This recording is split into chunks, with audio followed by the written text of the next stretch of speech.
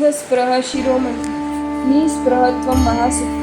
જ્ઞાનસાર ગ્રંથના કથન મુજબ પૂજ્ય શ્રી અવ્વલ નિસ્પૃહ ગુણના કારણે સદા આત્મા આનંદમાં મશગુલ રહે છે.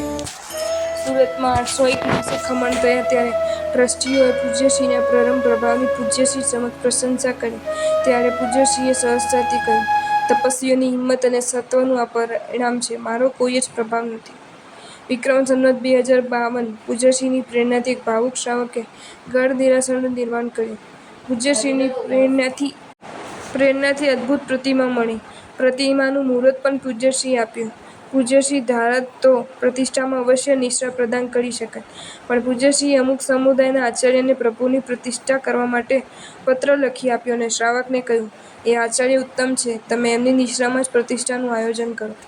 પૂજ્યશ્રી, મને થાય છે કે મને 14મા વર્ષે દીક્ષા મળવાથી હું કેટલો સુખી થઈ ગયો. સંસારની કોઈ જ ઝાડથી દાઝ્યા જ નથી, ક્યાંય ખરડાયા પણ નથી. બહારમાં શું સારું હતું? કાંઈ જ નથી. પૂજ્ય પ્રેમસુરીજી મહારાજાએ સુરેન્દ્રનગરમાં અમુક સાધુઓને સ્થાપનાચાર્યજી આપવાનું નક્કી કર્યું. તેમાં પૂજ્યશ્રીનું નામ પણ હતું, પણ એક સ્થાપનાજી ગતવાથી પૂજ્ય સુરીજીએ મુનિ જયઘોષ વિજયને કહ્યું, તને આ વખતે સ્થાપનાજી નથી આપવાના. પૂજ્યશ્રીની નિષ્પ્રહતા બોલી, આપના સ્થાપનાજી મહારાજ છે ને? વિહારમાં ક્યારેક નાના સંઘોમાં સામયા વગેરે ન હોય ત્યારે પણ પૂજ્યશ્રીની આત્મપરિણીતિ સ્વસ્થ રહેતી.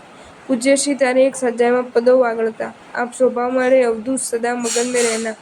પૂજ્યશ્રી સાધુઓને ખાસ હિત શિક્ષા આપતા, કોઈ પણ સંજોગોમાં આત્મા સ્વભાવથી ખસવું નહીં. પૂજ્યશ્રી 6 વૃત્તોની સેવા દિલ દઈને કરી રહ્યા હતા.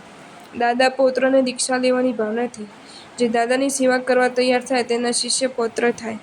સેવાભાવી પૂજ્યશ્રીએ કહ્યું, મને 7મા વૃદ્ધની સેવાનો અનુપમ લાભ મળશે.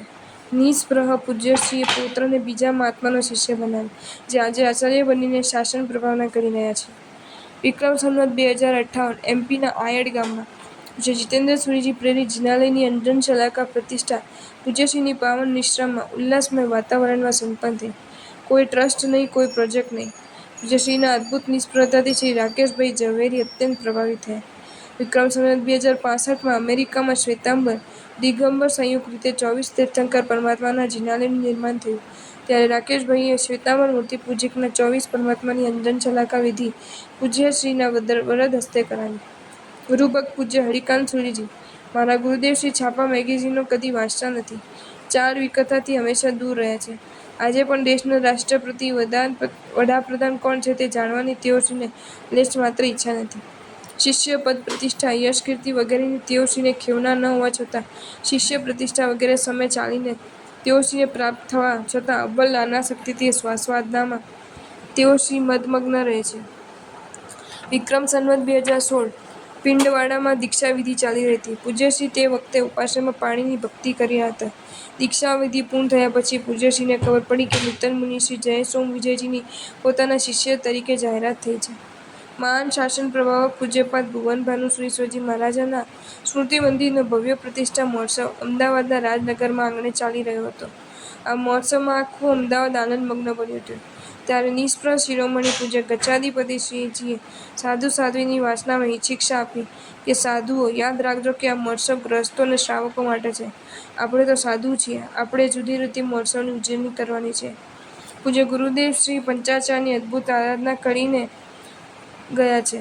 તેઓશ્રીની ઉત્તમ આરાધના સતત નજર સમક્ષ રાખીને આપણે સૌ પંચાચારની આરાધનામાં વધુ ઉજ્જવલ બનીએ એ જ આપણા માટે ખરો મહોત્સવ છે. પૂજ્યશ્રીને સામે ચડીને કોઈએ પોતાનો શિષ્ય બનાવવાનો વિચાર નથી આવ્યો અને પોતાની પાસે તૈયાર થયેલ મુમુક્ષુ બીજા સાધુ પાસે દીક્ષા લે તો લેશ માત્ર આર્તધ્યાન પૂજ્યશ્રીને ન જ થાય. ભક્તિ યોગાચાર્ય પૂજ્ય યશો વિજયજી સુરીજી થોડાક સમય પૂર્વે પૂજ્ય ગચ્છાધિપતિશ્રીના દર્શન વંદનાર્થે ગયેલા. પૂજ્યશ્રીને કોઈ વ્યક્તિ પત્ર આપવા આવી ત્યારે પૂજ્યશ્રીએ કહ્યું, જય સુંદર વિજયને પત્ર આપી દો. ગચ્છાધિપતિ પદે બિરાજમાન હોવા છતાં પૂજ્યશ્રી હાલ લગભગ અંતર્મુખપણે સ્વસાધનામાં લયલીન છે. આ બાબતથી પૂજ્ય ભક્તિયોગાચાર્ય શ્રી ખૂબ ખૂબ પ્રસન્ન થયા. કોકવાર માંડલીમાં ગોચરી ઘટે તો ખુદ પૂજ્યશ્રી ભુક્તિએ અડધું વાપરે. એકવાર બીજા મહાત્માને સવારની ઠંડી ગોચરી ન વાપરવી પડે તે માટે ખુદ પૂજ્યશ્રી વધુ વાપરી ગયા. પૂજ્યશ્રી, જેના જીવનમાં બાહ્ય વસ્તુ પ્રધાન બને એના જીવનમાંથી આંતરિક આનંદ જાય. બીજાની અપેક્ષા રાખવી નહીં, પણ સારા કાર્યમાં બીજાની અપેક્ષા પૂર્ણ કરવા પ્રયત્ન કરવો. હાથમાં ધન આવે તો સુપાત્ર આત્મા બને તો ધન ગુપ્ત રીતે સત્પાત્રમાં વાપરે. જીવન જરૂરિયાતવાળી ચીજોમાં સાદઈ, કરકસર એ ધર્મીપણાનું લક્ષણ છે. આપણી કોઈ પ્રશંસા કરે ત્યારે તરત તે વ્યક્તિને અટકાવી દેવી. જો તમને આ વિડીયો ગમ્યો હોય તો આ વિડીયોને લાઇક કરો અને શેર કરો અને આવા જ નવા વિડીયો જોવા માટે જૈન ફેક્ટ્સ એન્ડ સ્ટોરીઝની ચેનલને સબસ્ક્રાઈબ કરો. ધન્યવાદ.